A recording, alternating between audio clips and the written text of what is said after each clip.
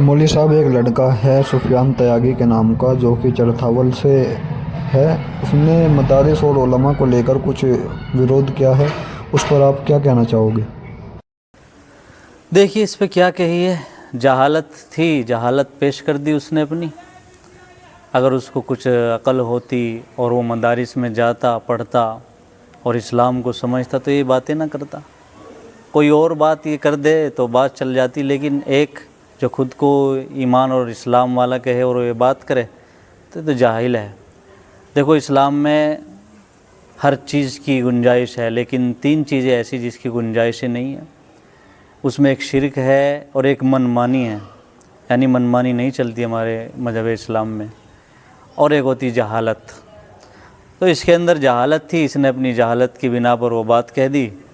और जाहिल लोग और जिसके अंदर जहालत होती है वो पहले भी थे, अब भी है, इस तरह की बातें कह देते हैं। लेकिन मैं तो यही कहूँगा इनको और इसकी टीम को कि आप अपने आप में अल्लाह से तौबा भी करिए और उलमा के पास बैठना उठना शुरू कर दीजिए। इनके तो साए में बैठना भी बख्शिश की अलामत है, इनकी तो ज़ियारत करना भी और इनको देखना भी सवाब से खाली नहीं है।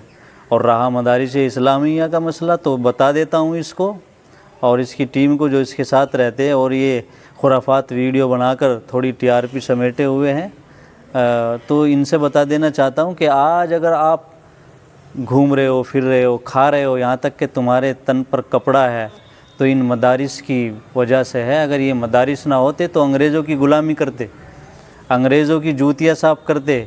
इनका तो बड़ा एहसान है और ये नबी के वारिस है। सबसे पहली बात ये अल-उलमा वरसतुल अंबिया। और जो ये मदारिस हैं ये दीन के मजबूत किले हैं, रूह है ये इस्लाम के लिए और मुसलमानों के लिए।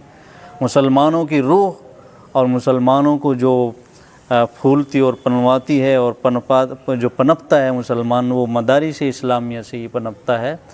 और ये तो इसने कह दिया कुछ अपने आप में चमकाने के लिए या कुछ करने के लिए, तो बहरहाल जो भी इसने कहा है उससे ताइब हुई, यानी तौबा करिए और माफ़ी मांगिए सबसे कि देखो मेरे से गलती हो गई, मैं ना अहली में और ना समझ में ये बोल गया।